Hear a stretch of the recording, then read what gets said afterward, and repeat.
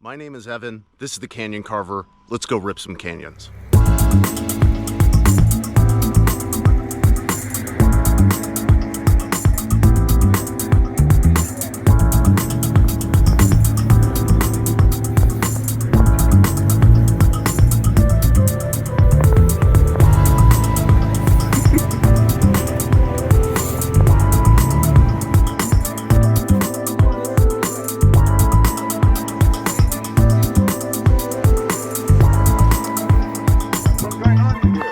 Oh, just meeting up, going for a drive.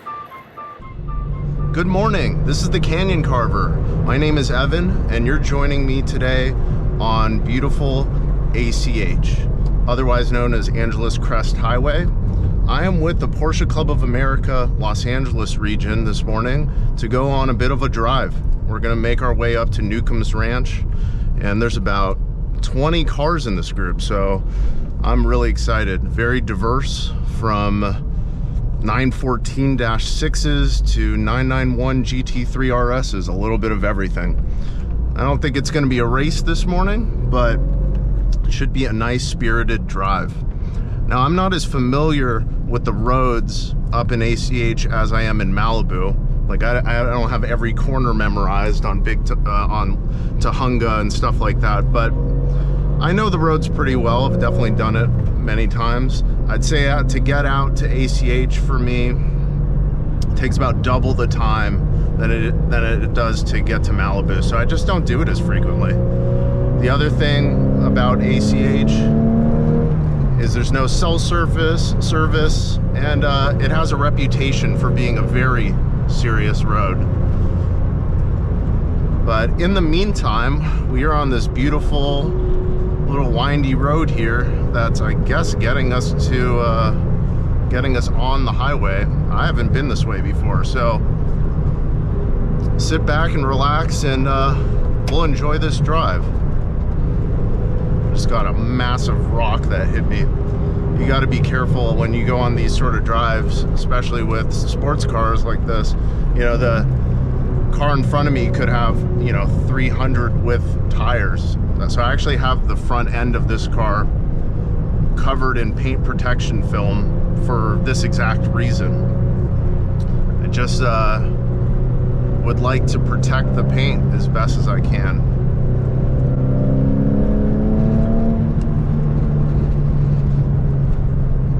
It's about 45 degrees right now, which is pretty chilly for Los Angeles.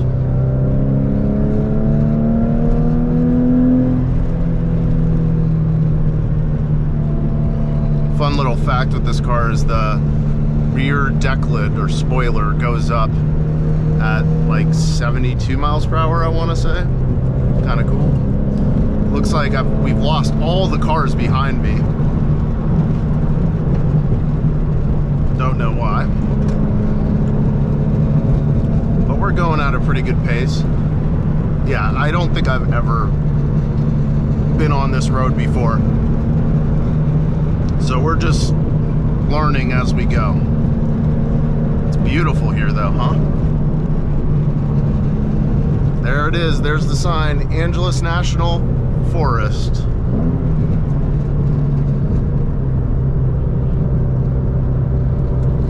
You wanna see something pretty cool? So these seats are basically like cushions that are Velcroed to a fiberglass case, to the seat itself, and I can just stick my phone right in there, and now it's not going anywhere. So fun fact for all you Recaro seat owners.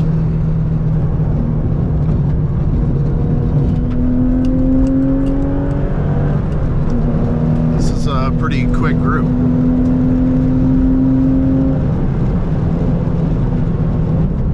I guess I should state, like I always do, that what car I'm driving. So today I'm driving my 1999 Carrera C2. So that makes it a very early 996. And it is built for canyon carving. It's built for Angeles Crest. Weighs about 2,850 pounds, has just over 300 horsepower, has no traction control, no stability control. It is a throttle by cable car. So that means that my foot directly pulls a cable that pulls the throttle cable. So it makes it about as raw an experience as you can get. And it is so beautiful here.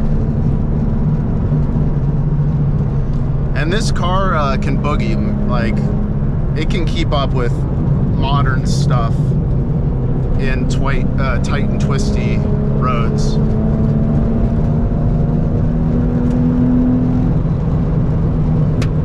Oh man, car's getting pelted by rocks. It sucks. I would like to not chip my windshield.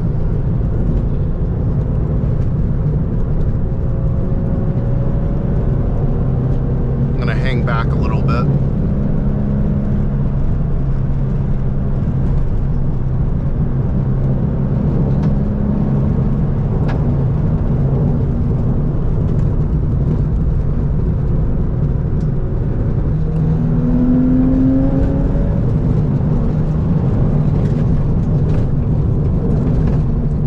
So,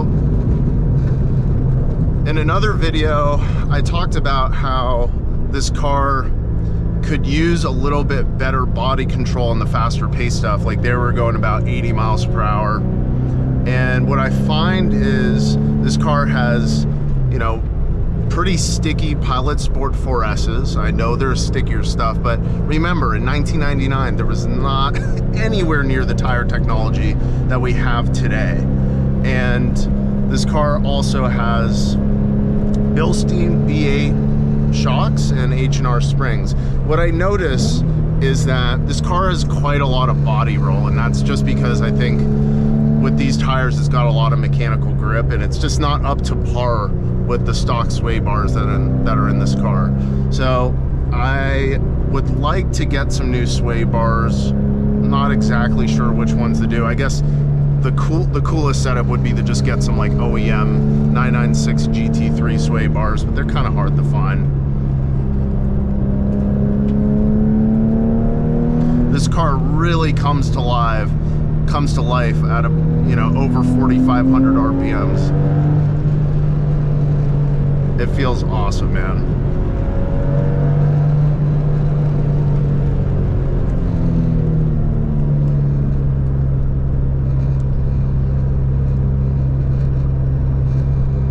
Really got to concentrate up here. Speeds are pretty high compared to you know, Malibu stuff.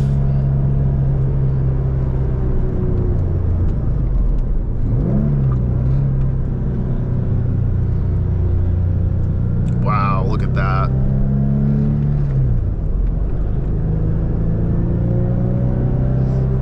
There's a bridge over there. After this drive, I'm gonna have to look up the route that we went. I'm sure some of you are like, wow, you don't know what road you're on? And the answer is, yeah, I don't actually. But bear with me.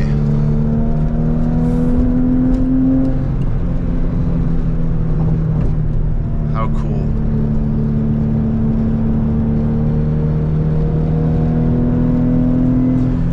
There's something to be said about a lightweight, low horsepower car. What I find really fun about it is that,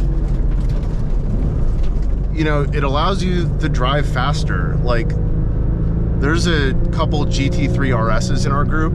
They are nowhere to be seen. They cannot keep up. I'm just kidding. I'm sure they could if they wanted to, but they just can't. They can't exploit all the power that they have on the street. And this thing, like, I've been pedal to the metal like several times this morning already. And that's fun, you know? It's fun to be able to use a higher percentage of the capability of your car. I mean, you could drive a Z06, a new Z06 on this road. I'm sure that would be great, but you're using, you know, 40% or 30% of the performance that the car has. driving harder in a slower car makes the whole experience more fun, in my opinion.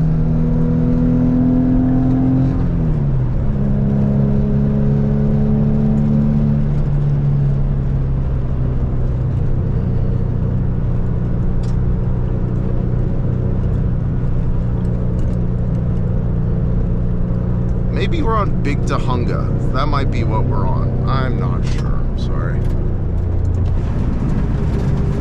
A lot of rocks, gravel.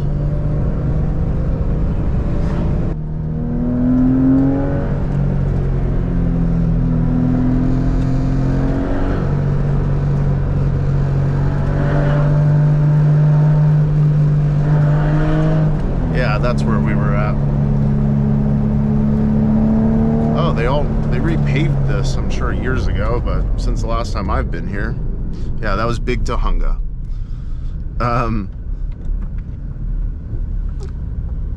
Fun fact is, my C63, which actually hasn't been featured in the channel yet, was driven on this road by Zach Clapman of the Smoking Tire, and we did a one-take review on this road, just, I don't know, just before the pandemic, something like that.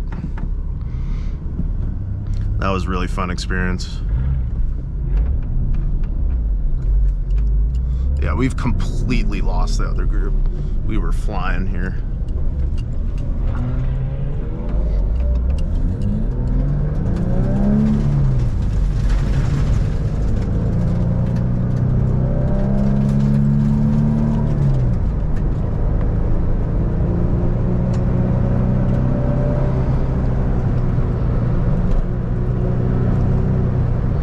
It is 43 degrees. So if you had Cup 2 tires, it's getting to be a pretty low temperature for them.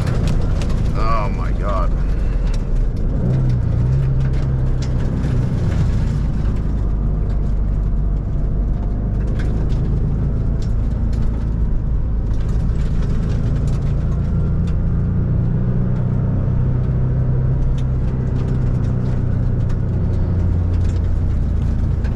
Having to bring the pace way down here because there's so much gravel on the road, and I'm cool with it.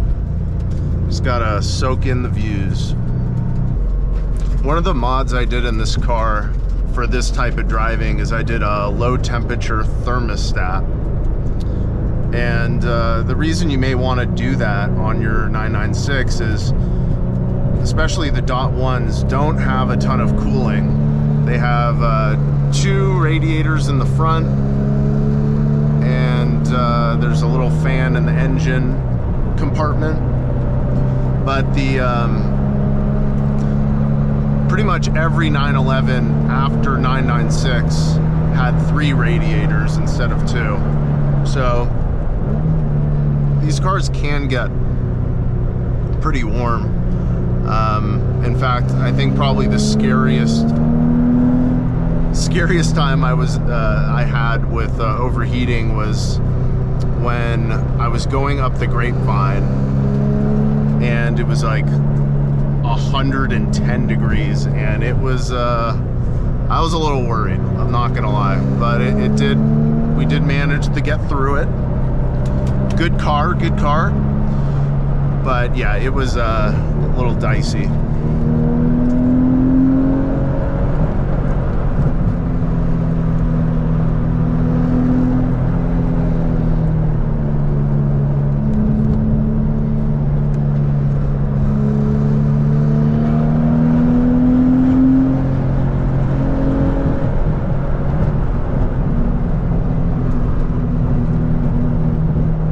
Getting colder, 39 degrees. Yeah, make sure if you go up to Angeles Crest and go up to Newcomb's Ranch, you check the weather. I brought my big winter coat and some gloves. Oh, tunnel time.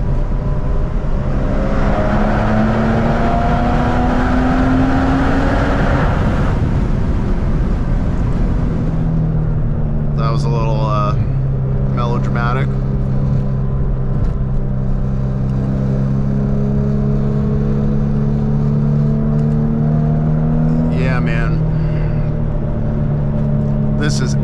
absolutely amazing.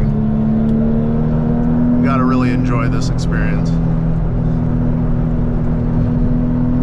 It's funny, I thought I was gonna go on a drive with about 20 other Porsches, but I'm really just going on a drive with like 3 or 4, which I'm cool with. I don't want anyone slowing me down.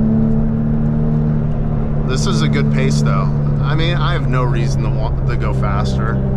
I've got some friends that rip these canyons about 1,000 times faster than me, but I just don't have the skill, nor do I have the cojones to do it. I want to get home safe, and I suggest all of you do too. We're just making our way up here, and actually, really interesting feature. Pretty soon, you'll see that the vegetation really starts changing. A couple years ago, there was a fire here, and you can see all these poor trees. Oh man, gotta slow down, slow down. I was just gonna chat about a mod that I did recently in this car that has helped tremendously. And that is a baffled oil pan from FVD. Now, why is that important? Well, this is a wet sump engine, which means that the oil accumulates underneath the motor itself. GT3s are dry sump, so they're stored in a separate reservoir. The reason they do that is for larger oil capacity, and also to make sure that the oil pressure stays very consistent. Well, because this is a wet sump motor, what happens is the oil will slosh back and forth in that oil pan. And what happens is if you're going around a corner, like a high G corner, all the oil will move over to the opposite side, and it will end up starving. And I could actually notice this. Like, there was some drives I went on when I could see that the oil pressure would drop when I was going around the corner and I was giving it gas, which is not good. That's really how you can do some engine damage. So when I stalled the pan, it had these ridges in the pan itself that keep the fluid from going all over to one side really quickly. The other thing it did was add a little bit more capacity, I think just under 1 quart, and it seemed to really help. This car makes great oil pressure around the corners now, so very happy with that. I also added a new air oil separator, which, you know, may have also contributed to the better oil pressure, but nonetheless, very good modification. Well, that was quite a lot of salt and stuff there. That's not ideal.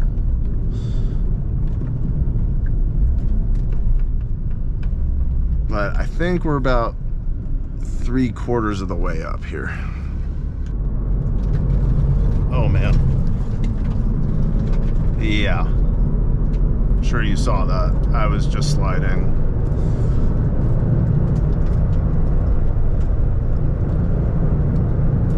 That was scary. So I got to be really cognizant of these darker sections here.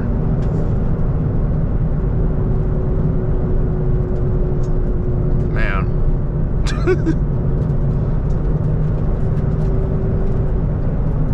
I do not want to bend this car.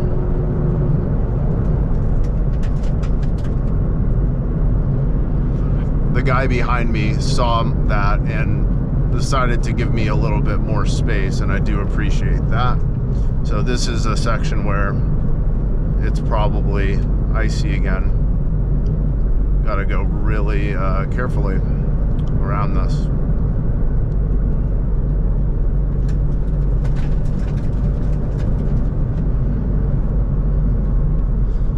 So I'm from Los Angeles. I don't have the most snow driving experience in the world, but this is just kind of intuitive for me.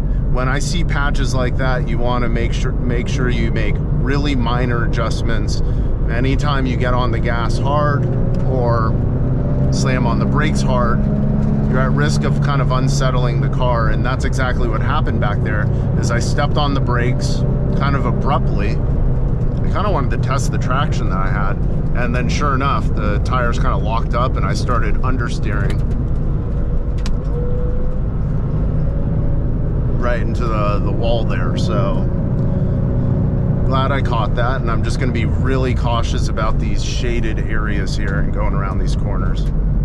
911s actually have very good traction, but you know, once the rear end slides out, there's not a lot of weight in the front. You know, you can understeer or oversteer relatively easily. So we'll just be cautious.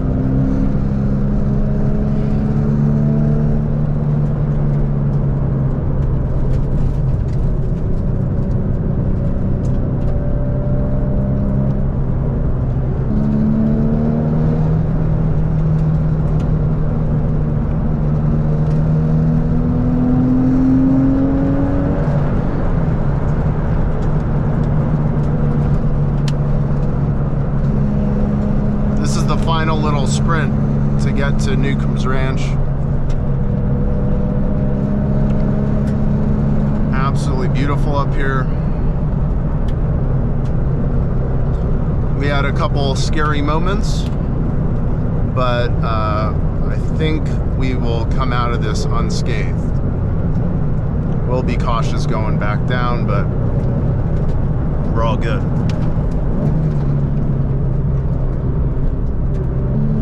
Yeah, like I was mentioning a few minutes ago, you can really see the vegetation has changed a bit here. There's a lot less tall trees. I don't know the exact elevation that we're at. 5,300 feet. But definitely a bit of elevation here. Car feels a little bit down on power. It's not like it was making a ton of power even at sea level.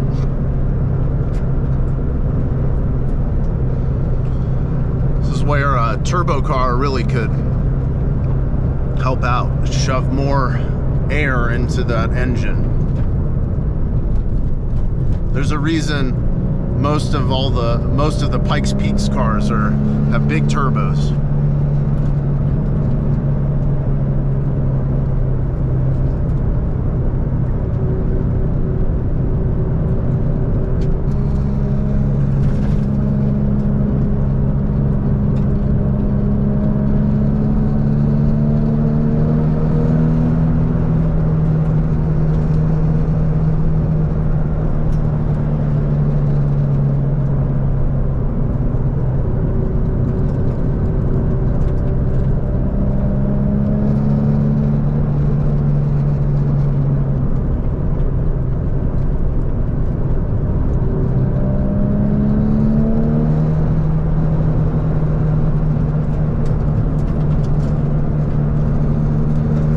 This outhouse here. There's like one more little straightaway or two and we're at the top. Newcomb's Ranch used to be a restaurant. It was owned by a family for many years, and sadly went out of business.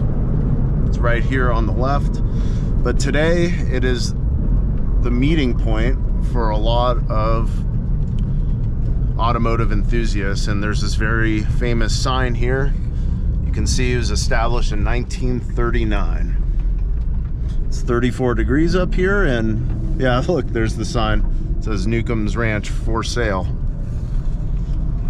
Yeah, it's been on sale now for about a year and a half. Well, I'm gonna park up and we'll chat in a few minutes. I want to show you the cars in our group here.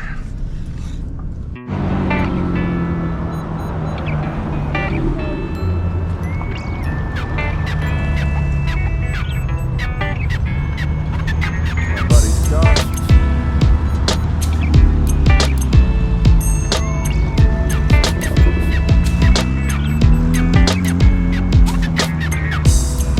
Gorgeous.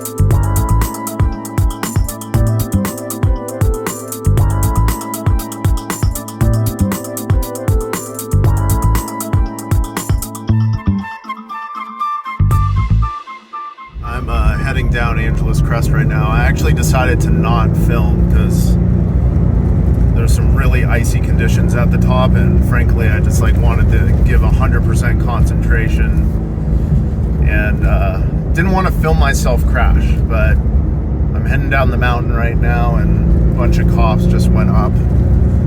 Really hope nothing went wrong up there with anyone, but especially our group.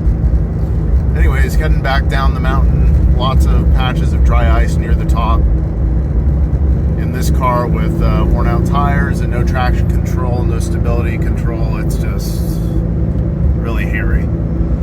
Anyways, I had a really fun time going up. I want to thank the Porsche Club of America, the Los Angeles chapter, for organizing the drive. And please follow me on Instagram at The Canyon Carver. Let me know if you have any recommendations or any other roads you'd like me to drive. I'm going to get both hands on the wheel here, and thanks for joining. Bye.